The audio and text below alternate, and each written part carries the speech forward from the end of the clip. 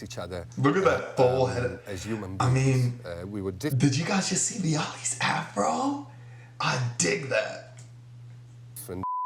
What is going on, guys? It is JJ here, back with another video today, once again, and today we're going to take a look at one of these stories, the overarching stories, I feel like, from the Euros, and it had nothing to do with England necessarily. It pretty much had everything to do with that Italian national team and the Chelsea legend, Gianluca Vialli, and his former striker mate at Sampdoria, one of his best friends, the manager of Italy, Roberto Mancini, and honestly, it was one of the A, best bromances, B, best, dressed teams in the Euros. Let's face it, the mans would drip down in the all gray suits. And C, I mean, it's like a brotherhood that has spanned a very, very long time. And I don't know the entire story of Gianluca Vialli, obviously well before my time, even as a Chelsea fan.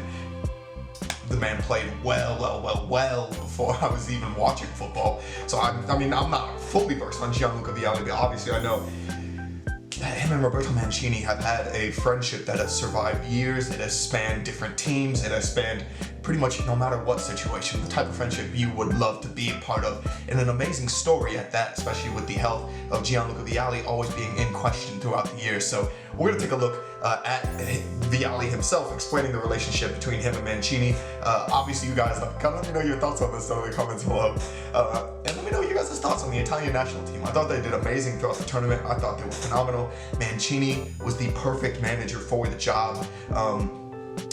Like when you think back on past Italian managers, obviously Antonio Conte comes up as one who probably also could have gotten this Italian team to work. But I think his style is so pragmatic, and Mancini just opened it all up, allowed the attacking free-flowing play, and it kind of worked out. And that probably helped with Mancini and Vialli both being strikers to get the best out of that team.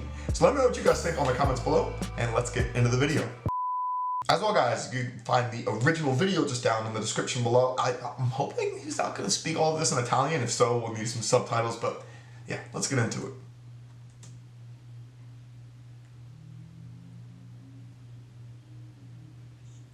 The relationship as well that you had with Mancini, with Roberto Mancini, was that the two of you were sort of prolific. There you are, looking so young.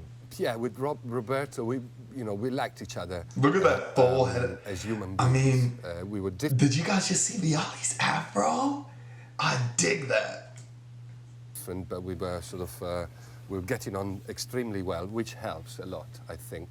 And then on the pitch, we were very complementary. It could be the centre forward. I could drop back. And if things were not going particularly well, we could do the opposite. I could play as a centre forward, and he could be just, playing off me. And when you've got two strikers who don't care whether the other striker is scoring 3 goals and you're not scoring any, it's fantastic, because the only thing that we wanted was for the team to win. Did you work at that relationship? In on the training ground? No, it just came quite naturally, and like it was meant to be. When you've got this affinity, and things just happens, and you just get on, and there's no jealousy, there are no major problems. I've got to ask you about one of my favourite players, Roberto Baggio. Yes. How good was he? It was very good. I mean, I've been extremely lucky, because as a centre forward, I played with Mancini, I played with Del Piero, I played with Roberto Baggio, I played with Gianfranco Zola. So he I was always doing a lot. He always had a good Italian with him. But in return, they were, passing me fantastic balls, and for me, it was easier to score playing with them. So it was great. But Roberto Baggio was excellent. Do you think? I mean, you said that you and Roberto Mancini didn't have to work on it. Do you think it's something that a strike pairing can work on in the training ground? Because we've had Dwight York and Andy Cole, and they always said that they never worked on their relationship; it just happened naturally. And is it something that you can attain in training? You can work on your understanding on the training ground. If I move like that, you pass me the ball, that way, or vice versa. And the more you train, the more you practice together, the more you build this, this understanding, which is necessary if you want to be successful. But off the pitch, it helps if you're friends, if you see things the same way, if you've got the same philosophy in life. And with Roberto and myself, it just happened. we're good friends, and we liked each other. Are you still good friends now? Yes, yes. We speak to each other. I tell him, you know, what team to pick every now and then when he's in trouble. And Right. I feel like that part kind of helped in the sort of like friendly. I mean, and they ended up even just being Roberto Mancini brought him in on the Italian national team. Like it obviously worked. he's now in Turkey. Yeah, but they I did a don't know great where job, he's going didn't to. they? Beating Juventus, of course, in the Champions League. He must have been delighted with that. Myself. Well, he must have been. Ah, okay. Obviously, yeah, he was over the moon and extremely happy. Of course, I wasn't that happy because Juventus, your old team. What Juventus. about the prospect of them facing Chelsea in the next round then? Well, I look forward to seeing Roberto and Mourinho because it's just a clash of personalities and two great managers. And Roberto was at Inter Milan, and then Mourinho took over. So now they've got a chance to meet each other in the Champions League. I wonder if Roberto Mancini and Mourinho got a beef. They're both tactically very astute, and it will be an interesting game. Very interesting game. Okay. Beyond the last captain that led the champion. I forgot he did get the Champions League with Juve. That's very interesting. I think this is a very interesting video because he's very candid just in the play style of their relationship. Not necessarily, he doesn't go too in depth on the friendship besides saying they continue to talk, but the fact that you sort of build that camaraderie on the pitch, it's why I always say football is always more than football. Sport is always more than sport. There are always intersecting factors. It's like Luis Suarez and Leo Messi's relationship, or Aguero and Messi's relationship. You find these people who just become lifelong friends. Like, yeah, they share the same profession as you. Yeah, whether you guys are competing against each other or whether you were brought in to be with each other, it just builds that lifelong friendships and the camaraderie, and that never goes away. And Vialli talks about it briefly in this, but it's still, it has stayed there. I mean, Gianluca Vialli has, he's continued that friendship, obviously, with Mancini being appointed the Italy manager. He knew. He just kind of knew. He got brought on, did what he had to do to try and help with the strike force.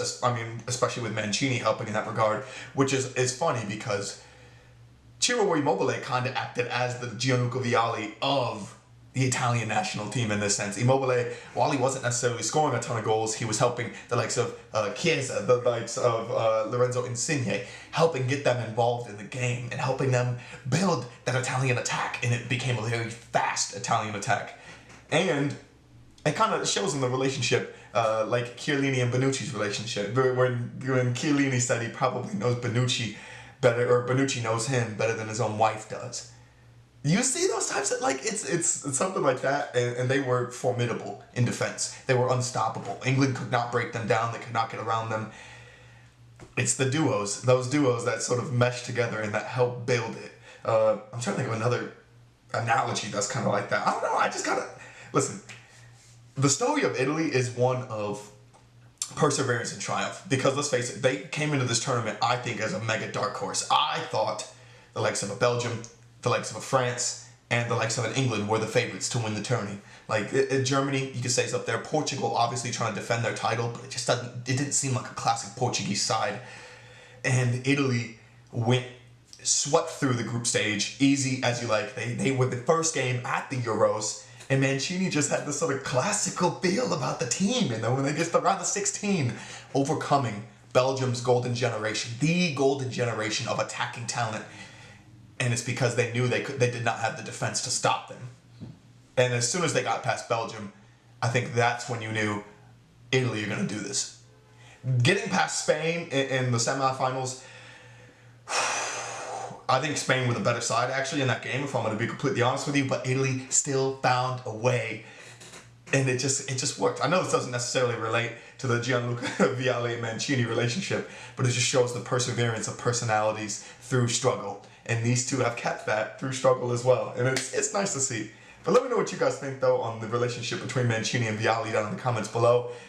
Thank you guys so much for watching. And if there's a more in-depth video, sort of those two explaining the relationship or the story of the Italian team in general, let me know, and I'll definitely give it a look, because I love learning new things. And I didn't even know about this relationship, this friendship, until you see stuff like on social media and on Twitter about their histories, their lives, everything involved, and you realize these two have been friends through it all. They've been players together. They've been coaches together. and they went on and won the big one together for their country, representing their nation, and doing it together. And it's lovely to watch. But let me know what you guys think though down in the comments below. Did I miss anything? Is there anything that maybe wasn't explained that can be explained in better detail later? Let me know. But thank you guys so much for watching, and peace.